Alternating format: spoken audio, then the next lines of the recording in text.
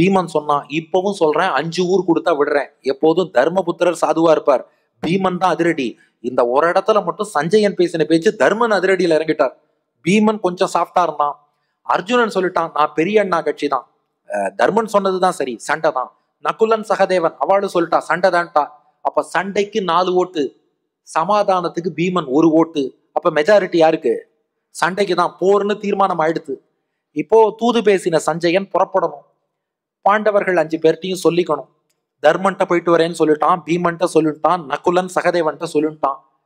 அர்ஜுனனை பார்க்கணும்னா இல்ல, அறையில கிருஷ்ணனோட ஒரு முக்கியமான சந்திப்புல அர்ஜுனன் இருக்கிறான், இப்போது சந்திக்க முடியாதுன்னா. சஞ்சயன் சொன்னா, அது மரியாதை கிடையாது. யாரா இருந்தாலும் ஒருத்தர் வீட்டுக்கு வரோம்னா நம்ம வீட்டுக்கு வந்தவரை நாம வாங்கன்னு கூப்பிடணும், அது நம்மளோட கர்டிசி. போகும்போது அவரும் போயிட்டு வரேன்னு நம்ம கிட்ட சொல்லிட்டு போகணும், அது அவரோட கர்டிசி. அதனால நான் சொல்லிட்டு போனாதான் நல்லா இருக்கும். காவலாளிகள் சொன்னார்களாம், தெரியல, கிருஷ்ணன் ஆனா யாரா இருந்தாலும் உள்ள அனுப்பாதேன்னு சொல்லியிருக்கார். உள்ள கிருஷ்ணனும் இருக்கார், அர்ஜுனனும் இருக்கார். யாரா இருந்தாலும் உள்ள அனுப்பாதேன்னு சொல்லியிருக்கார். இல்ல, நான் சஞ்சயன் சொல்லிட்டு போகணும்னு ஆசைப்படுறேன், ஒரு வார்த்தை கேட்டு பாருங்க. சரின்ட்டு காவலாளி கேட்டா கிருஷ்ணன் வர சொல்லுன்ட்டான். சஞ்சயன் உள்ள போறான். உள்ள போனவன் ஒரு காட்சியை பார்த்தான். இது ஈடு வியாக்கியானத்திலேயே ஆச்சாரியர்கள் காட்டியிருக்கா. எத்திர கிருஷ்ணௌச்ச கிருஷ்ணாச்ச சத்யபாமாச்ச பாமினி உபப்ளவ்ய வனம், பாண்டவர்கள் முகாம், யாருமே உள்ள வரக்கூடாதுன்னு சொன்ன நிலையில சஞ்சயன் உள்ள போறான். போய் பார்த்தா எத்திர கிருஷ்ணௌச்ச கிருஷ்ணாச்ச சத்யபாமாச்ச பாமினி, சத்யபாமா மடியில் தலை வைத்து கண்ணன் பள்ளி கொண்டிருக்கிறான். எப்பேற்பட்ட காட்சி! ஸ்ரீவில்லிபுத்தூர்ல ஆண்டாள் மடியில தலை வச்சு ரங்கமன்னார் பள்ளி கொண்டிருப்பது போல சத்யபாமா ஆண்டாள் போல அதே பூமி தேவி சத்யபாமா அமர்ந்திருக்கிறாள். சத்யபாமா மடியில தலை வச்சு கண்ணன் பள்ளி கொண்டிருக்கிறான். கண்ணனுடைய திருவடி பார்த்தா அர்ஜுனன் மடியில நீட்டின் இருக்கான். அங்க அர்ஜுனனுடைய கால்கள் திரௌபதியோட மடியில வச்சுருக்கான். திரௌபதி கீழே இருக்கா. அப்போ கிட்டத்தட்ட செட் ஸ்கொயர் ஸ்கேல் மாதிரி இருக்கா. சத்யபாமா மடியில தலை வச்சு கண்ணன் பள்ளி கொண்டிருக்கிறான். கண்ணனுடைய திருவடிகள் அர்ஜுனன் மடியில, அர்ஜுனனுடைய பாதங்கள் திரௌபதி மடியில, இப்படி 4 பேரும் இருக்கிறார்கள்.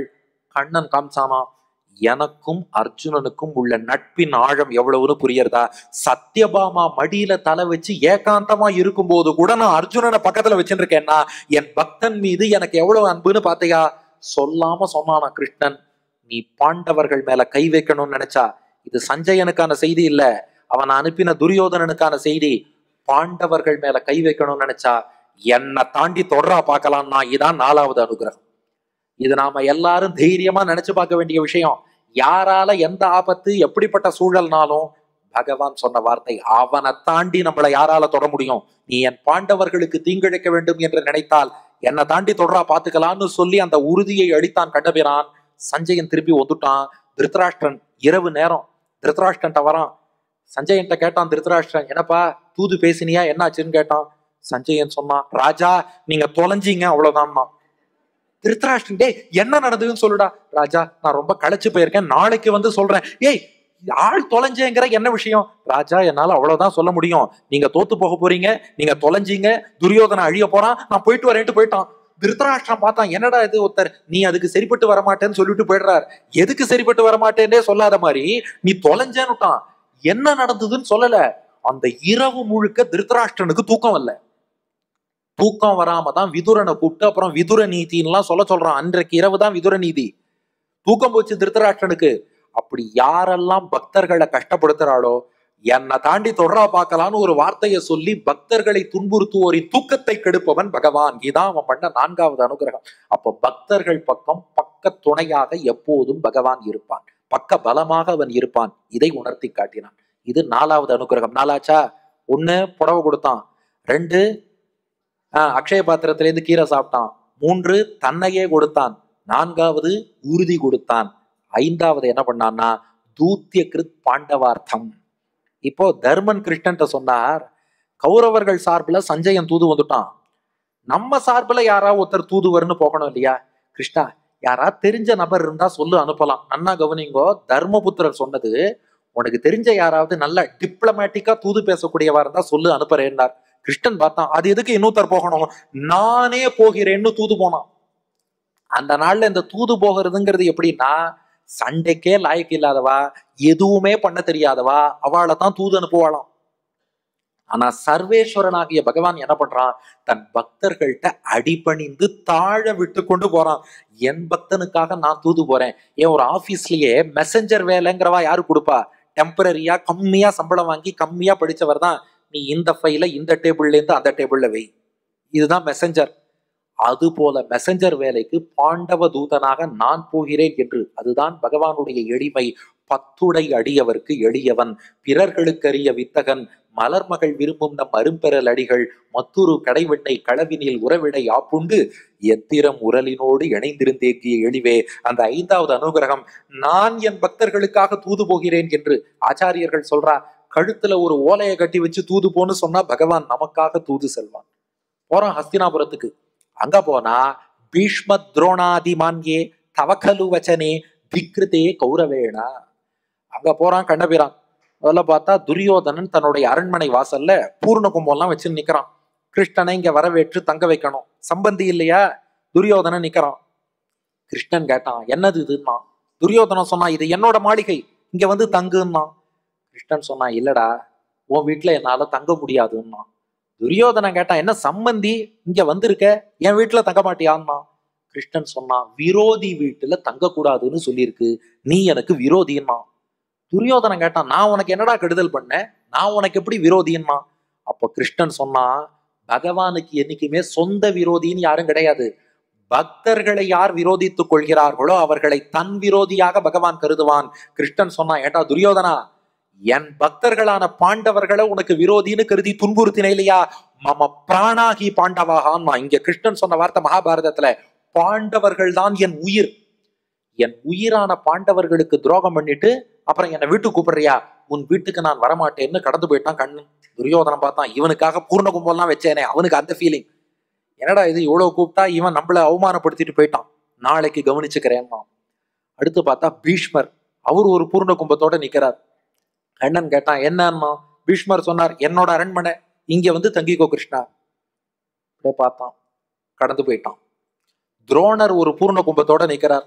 என்னன்னு கேட்டான் கிருஷ்ணன். என்னுடைய அரண்மனை கிருஷ்ணா, இங்க தங்கிக்கோன்னார்.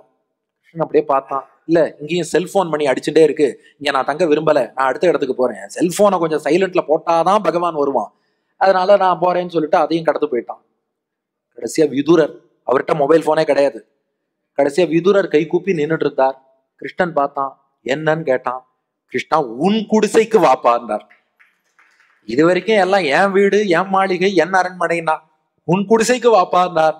இதோ வருகிறேன் என்று விதுரனுடைய திருமாளிகையிலே கண்ணன் போய் தங்கிடுறான். அடுத்த நாள் சபைக்கு பாண்டவ தூதனாக கண்ணன் போய் பேச போறான். துரியோதனன் பார்த்தான், கர்ணன், சகுனி, துஷாசனன் எல்லாரோடையும் கூட்டி திட்டம் போட்டான். வேற அந்த கிருஷ்ணன் வந்தா என்னடா பேச போறான்? பாண்டவர்களுக்கு சப்போர்ட் பண்ணி பேசுவான். இதை நாமும் என்கரேஜ் பண்றதா? கூடவே கூடாது. அந்த கிருஷ்ணனுக்கு சரியான பாடம் புகட்டணும். என்ன பண்ணா, கிருஷ்ணன் அமர வேண்டிய ஆசனம் இருக்கு இல்லையா, அதுக்கு கீழே ஒரு பெரிய குழியை நோண்டினான், பாதாளம் வரைக்கும். கீழே பல மல்லர்களை நிறுத்தினான். நிறுத்தி கண்ணனை சிறைப்பிடிக்கணும். என்ன பண்ணிட்டான், அந்த குழிக்கு மேல ஒரு ரெட் கார்பெட், சிவப்பு கம்பளத்தை போட்டு மூடி அதுக்கு மேல கண்ணனுக்கு ஒரு ஆசனம் போட்டிருக்கான். கண்ணன் துரியோதனன் இஷ்டப்படி பேசினான்னா அது எப்படி கண்ணன் பேசுவான்? துரியோதனன் இஷ்டப்படி பேசினான்னா உட்காந்து பேசிட்டு போலாம். ஆனா துரியோதனன் கருத்துக்கு சற்று மாறாக பாண்டவர்களுக்கு சாதகமா கண்ணன் பேசுறது பாண்டவருக்கு சாதகம்னு அர்த்தம் இல்ல, அவன் நியாயத்தை பேசுறான். ஆனா துரியோதனன் பார்வையில என் விருப்பத்துக்கு மாறா பாண்டவருக்கு சாதகமா பேசினான்னா அந்த கம்பளம் இருக்கு பாருங்க, அதை அப்படியே இழுப்பான். இழுத்துட்டான்னா அப்படியே கண்ணன் குழிக்குள்ள போயிடுவான். மல்லர்களை வச்சு சிறைபிடிச்சு, நான் யார் தெரியுமா, உன் தூதனையே சிறைபிடிச்ச பார் அப்படின்னு அது தர்மனுக்கும் செய்தி அனுப்பினாப்புல இருக்கும், சென்ட் எ மெசேஜ் அப்படின்னு துரியோதனை எல்லாம் திட்டமிட்டுட்டான். அடுத்த நாள் காலை சபை கூடியாச்சு. இந்த ஏற்பாடெல்லாமும் நடந்துருத்து.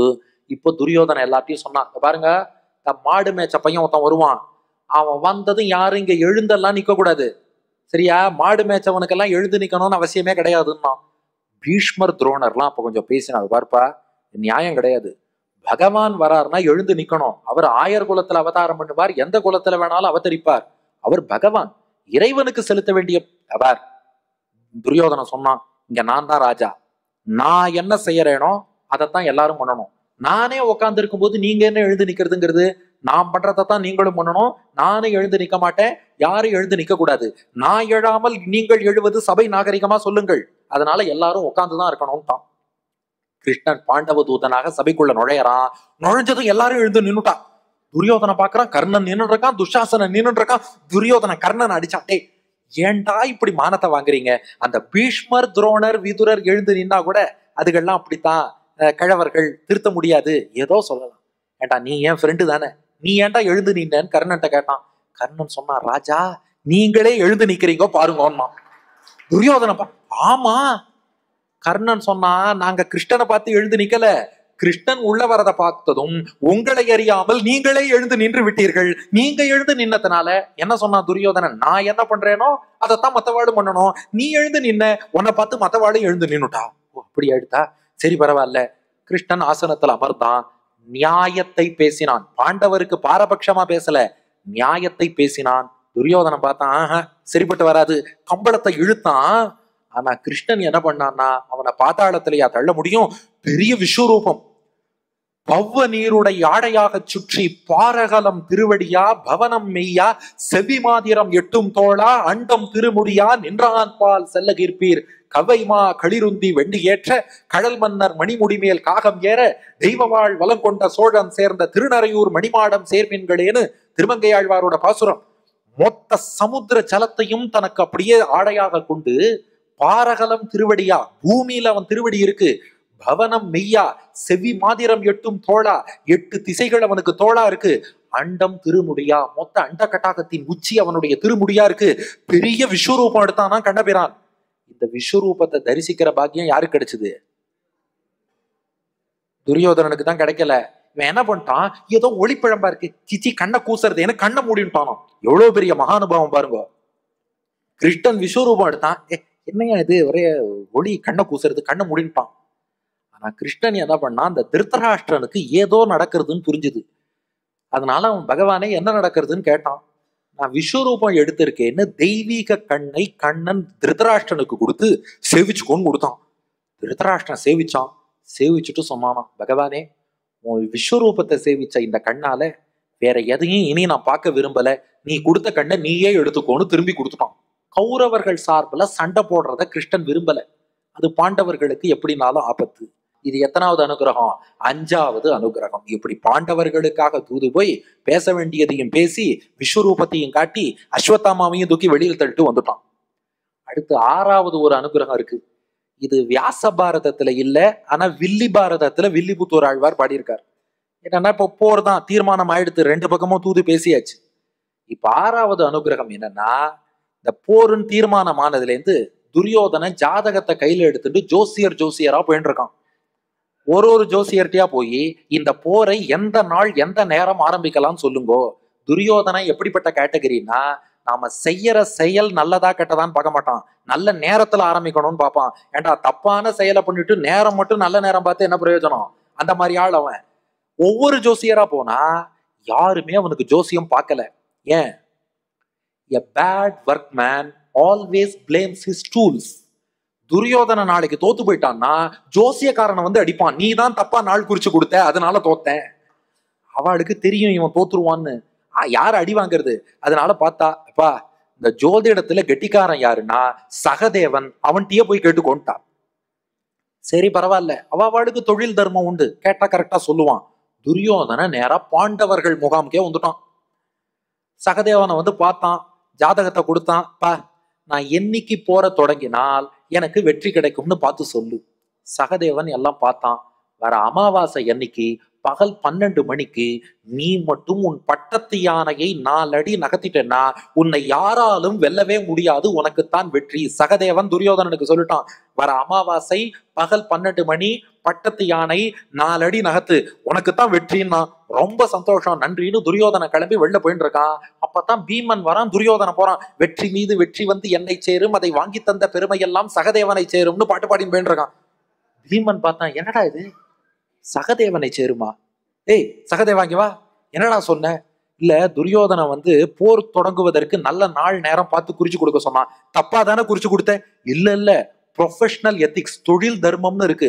ஒரு டாக்டர்கிட்ட பேஷண்ட்னு ஒருத்தர் வராருன்னா அவர் விரோதியாவே இருந்தாலும் டாக்டர் அதுக்காக தப்பான மருந்தா கொடுக்க முடியும்? எங்கிட்ட ஜோசியம் பார்க்கன்னு வந்தவன் எதிரியா இருந்தாலும் சரியான நாள், வேற அமாவாசை, பகல் 12 மணி போற தொடங்கினா வெற்றி குறிச்சு கொடுத்துட்டேன். பீமன் பார்த்தான், இந்த குடும்பம் விளங்கின மாதிரி தான். அண்ணன் சூதாடி கெடுத்தான், தம்பி ஜோசியம் சொல்லி கெடுத்தான், என்னடா குடும்பம் இதுங்கிறான். கிருஷ்ணன் காதுக்கு செய்தி போச்சு. கிருஷ்ணன் கேட்டான், சகதேவ டே இங்க வாடா, உண்மையாடா, உண்மையா ஜோசியம் சொன்னியா? ஆமா சொன்னேன். எந்த தைரியத்துலடா சொன்னேன்னு கேட்டான் கிருஷ்ணன். சகதேவன் சொன்னான், நீ இருக்கங்கிற தைரியத்துலதான். 6வது அனுகிரகம். கண்ணனை நம்பினோர் கைவிடப்படாரு. நீ எங்க பக்கம் இருக்கும்போது, நன்னா ஞாபகம் வச்சுக்கோங்க, நாராயணன் நம்ம பக்கம் இருக்கும்போது நாளுக்கோ கோளுக்கோ நாம் பயப்பட வேண்டிய தேவையே இல்லை.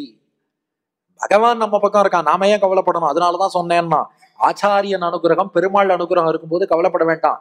2017 அடியனின் ஸ்ரீபாஷ்யாதி ஆச்சாரியன் டாக்டர் சிவுவே கருணாகராச்சார் சுவாமி, அவர் எப்போ கும்பகோணம் வந்தாலும் நம்ம மாத்துல பொன்னடி சாத்துவார். அப்படி நம்ம மாத்துக்கு வந்தார். எங்க அம்மாட்ட கேட்டார், ஏன்னா பையனுக்கு பொண்ணெல்லாம் பார்த்துட்டு இருக்கேடா, ஜாதகம் பாக்குறேடா எல்லாம் கேட்டார்.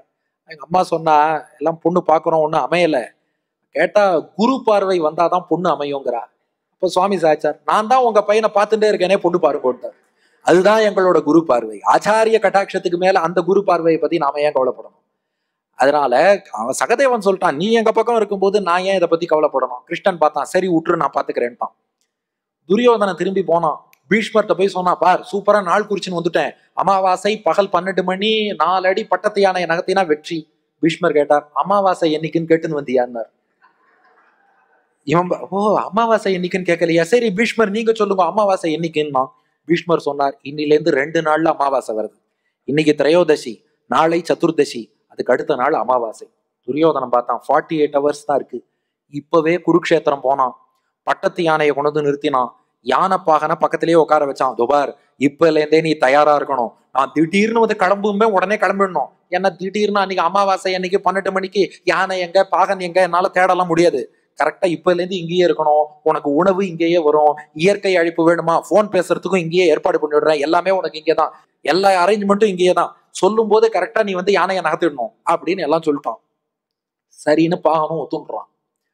இப்போ கிருஷ்ணன் என்ன பண்ணா, இதுக்கு மறுநாள் சதுர்தசி, அதுக்கு மறுநாள் தான் அமாவாசை, அமாவாசைக்கு முந்தைய நாள் சதுர்தசி. கிருஷ்ணன் நேரா யமுனை கரையில போய் உட்காந்து அமாவாசை தர்ப்பணம் பண்ண ஆரம்பிச்சிட்டான். துரியோதனை இந்த யானை எல்லாம் சரியா இருக்கான்னு பார்க்க வந்தான். ஏய் கிருஷ்ணா அமாவாசை தர்ப்பணம் பண்ணிட்டு இருக்கான், இன்னைக்குதான் அமாவாசை, இவனுக்கு குழப்பமா போச்சு. ஐயோ, அவனுக்கு ஒரு சந்தேகம், இந்த பீஷ்மர் எப்போதுமே பாண்டவ பட்சபாதி, இவர் நம்ம பக்கம் இருந்துட்டு பாண்டவர்களுக்கு சேம் சைட் கோல் போடுவார்னு சந்தேகப்பட்டான். அது மட்டும் இல்ல, அங்க பார்த்தா தேவர்கள்லாம் அவர்களே கொஞ்சம் குழம்பி போயிட்டாலாம். இது என்னடா அது, கிருஷ்ணன் சதுர்தசி அன்னைக்கு அமாவாசை தர்ப்பணம் பண்றானேன்னு சூரியன் சந்திரன் இந்திரன் எல்லா தேவர்களும் கிருஷ்ணன்ட்ட வந்தா, கிருஷ்ணா என்ன இன்னைக்கே அமாவாசை தர்ப்பணம் பண்றியன்னு கேட்டா. கிருஷ்ணன் சொன்னா, டிஃபைன் அமாவாசை. டிஃபைன் அமாவாசையா? சூரியனும் சந்திரனும் என்றைக்கு எதிரெதிரில நேர்கோட்டில் வராளோ அன்னைக்கு அமாவாசை. இதோ என்னை விசாரிக்க, இதோ சூரிய தேவன், இதோ சந்திரதேவன் எதிரெதிரில நேர்கோட்டில் வந்துட்டு இன்னைக்குதான் அமாவாசை, போயிட்டு வாங்க வந்துட்டான். அவாடு போயிட்டா. துரியோதனம் பார்த்தான், இல்ல இல்ல இதை கன்ஃபார்ம் பண்ணிட்டே ஆகணும், எனக்கு பீஷ்மர் மேல டவுட்டா இருக்கு. ஏ கிருஷ்ணா என்ன இப்ப தர்ப்பணம் பண்றியன்னா. கிருஷ்ணன் சொன்னாப்பா, தர்ப்பணம்னா 12 மணிக்கு தான்டா பண்ணணும், நான் சரியா தான் பண்றேன்னா. துரியோதன சொன்னா, நான் டயத்தை கேட்கல, நாளைக்கு தானே அமாவாசை. கிருஷ்ணன் சொன்னா, யார் சொன்னது இன்னைக்குதான் அமாவாசை, தேவர்களே வந்து சொல்லிட்டு போயிட்டா இன்னைக்குதான். ஐயோ, பட்டத்து யானையை நகர்த்துறான்னா. யானை பாகம் பட்டத்து யானையை நகர்த்திட்டான். சத்தம் கேட்டு பீஷ்மர் வந்தார். டே முட்டாள் துரியோதனா, அறிவு இருக்காடா உனக்கு? நாளைக்குதான் அமாவாசை, இன்னைக்கு சதுர்தசி, ஏன்டா யானையை நகர்த்தின? கொஞ்சம் ஏய் பாண்டவ பட்சபாதி, தாத்தா என்கிட்ட கதை விடாத. இன்னைக்கு கிருஷ்ணன் தர்ப்பணம் பண்றான், இன்னைக்கு அமாவாசை. இன்னைக்கு அமாவாசைன்னா நாளைக்கு பாட்டி முகம் பிரதம, நாளைக்கு யானையை நகர்த்தி நான் தோத்து போகணும் தானே உனக்கு ஆசை? நான் அதுக்கெல்லாம் மசிய மாட்டேன். கிருஷ்ணன் தர்ப்பணம் பண்றான் பாரு. பீஷ்மர் கேட்டார், என்னது கிருஷ்ணன் தர்ப்பணமா? யாருக்குடா தர்ப்பணம் பண்றான்? கிருஷ்ணனுடைய அப்பா வசுதேவர் குத்துக்கல்லு மாதிரி உட்கார்ந்து இருக்கார், கிருஷ்ணன் தர்ப்பணம் பண்றான்னு நம்பி நீ யானையை நகர்த்தினியே, யாருக்குடா? ஓ ஆமா இல்ல, துரியோதன சொல்றான், யோசிக்கவே இல்லையே. ஆமா, கிருஷ்ணனோட அப்பா வசுதேவர் இருக்காரு. ஓடினான் துரியோதன, கிருஷ்ணா யாருக்குடா தர்ப்பணம் பண்ணன்னு கேட்டான். உனக்கு தாண்டான்ட்டான். எப்படியும் நீ யுத்தத்துல போக போற, அட்வான்ஸா ஒரு தர்ப்பணத்தை பண்ணி வச்சிருவோன்னு உனக்கு சேர்த்து பண்ணிட்டேன், போச்சா? அப்போ பகவான் நம்ம பக்கம் இருக்கான்னா, நாள் கோள் எதை பத்தியும் கவலைப்பட வேண்டாம், போரையும் தொடக்கி வச்சு கொடுத்தா கண்ணபிரான். இதுதான் 6வது அனுகிரகம். அடுத்து 7வது அனுகிரகம். போர் தொடங்கியாச்சு. குருக்ஷேத்திரம் 18 நாள் யுத்தத்துல முதல் நாள் யுத்தம். இந்த பக்கம் 7 அக்ஷௌகிணி பாண்டவ சேனை அணிவகுத்து நிற்கிறது. அந்த பக்கம் 11 அக்ஷௌகிணி கௌரவ சேனை அணிவகுத்து நிற்கிறது. பார்த்த சாரதியாகிய கண்ணன் தேரோட்டி கொண்டு வருகிறான். பின்னாடி அர்ஜுனன் அமர்ந்திருக்கிறான். அப்போ அர்ஜுனன் கிருஷ்ணன் சொல்றான், சேனையோர் உபயோர் மத்தியே ரதம் ஸ்தாபயமே அச்சுதா. கண்ணா, 2 சேனைகளுக்கும் நடுவுல இந்த தேரை நிறுத்து. 2 பக்கமும் யார் யாரெல்லாம் இருக்காங்கன்னு நான் ஒரு தடவை பார்த்துக்கிறேன். கண்ணன் கொண்டு வந்து நிறுத்துறான். 2 பக்கமும் பார்க்கிறான் அர்ஜுனன். 2 பக்கம் பார்த்தா அவன் யானை, குதிரை, தேர், காலாட்படையெல்லாம் பார்க்கல. தன்னுடைய உறவுக்காரர்கள், நண்பர்கள், மாமன்மார்கள், பெரியப்பன் சித்தப்பன்மார்கள், பங்காளிகள், நண்பர்கள், ஆச்சாரியர்கள், இவர்களை பார்க்கிறான். தத்ரா பஷ்யத் ஸ்திதான் பார்த்தகா பித்ருன தபிதாமகான் ஆச்சாரியான் மாதுலான் பிராத்ருன் புத்திரான் பௌத்ரான் சகின்ஸ்ததா ஸ்வசுரான் சுக்ருதச்சைவ சேனையோர் உபயோரப்பி. 2 சேனையிலையும் மீண்டும் மீண்டும் பார்த்தா எல்லாம் சொந்தக்காரங்க, உறவினர்கள், நண்பர்கள் இருக்கிறார்கள். இப்ப அர்ஜுனா யோசிக்கிறான், இவர்களை கொன்றாலன்றி நமக்கு வெற்றி கிடையாது, இவர்களை பலி கொடுத்தாலன்றி வெற்றி கிடையாது. இப்படி ஒரு போர் தேவையா? அவனுக்கு உடல் நடுங்குகிறது. காண்டீவம் ஸ்ரம்சதே ஹஸ்தாத்து துவச்சைவ பரிதக்கியதே நச்சசக்னோமி அவஸ்தாத்தும் பிரமதீவச்ச மேமனஹா. அவன் கையில் இருந்து காண்டீவம் நழுவி விழுகிறது. அவன் உடல் அப்படியே தகிக்கிறது. அவனால நிக்க முடியல. மனம் சுழல்கிறது. ஐயோ, இப்படி ஒரு யுத்தம் தேவையா? இத்தனை பேரை கொல்லணுமா? பின்வாங்கலாமான்னு நினைக்கிறான். அதே சமயம் நம்மளை நம்பி இவ்வளவு பேர் வந்த நிலையில இந்த போர்ல இருந்து பாதியில பின்வாங்க முடியுமா? புரியல. அப்ப தர்மத்துக்காக சண்டை போடுறதா அல்லது பின்வாங்குவதா, என்ன செய்வதுன்னு புரியாம கண்ணன் திருவடியில சரணாகதி பண்றான். கார்பண்ய தோஷோபகத ஸ்வபாவஹா பிருச்சாமி த்வாம் தர்ம சம்மூட சேதாக யச்ரேயஸ்யான் நிச்சிதம் ப்ரூஹி தன்மே சிஷ்யஸ்தேகம் ஷாதி மாம் துவாம் பிரபன்னம். கிருஷ்ணா, தர்மம் எது அதர்மம் எதுன்னு தெரியலடா, எதை செய்யணும் செய்யக்கூடாதுன்னு தெரியல, நீ வழிகாட்டுன்னு சரணாகதி பண்ணினான். அந்த அர்ஜுனனுக்காக கண்ணன் பகவத்கீதைய உபதேசிக்கிறான். ஆனா இங்க ஒரு பெரிய கேள்வி. போர்க்களத்துல அவனே சண்டைக்கு தயாரா இருக்கும் போது கேள்வி கேட்கிறான். சுருக்கமா சண்டை போடுன்னு சொல்லி முடிக்காம இவர் எதுக்கு 700 ஸ்லோகம் பகவத்கீதை கிருஷ்ணன் சொல்லணும்?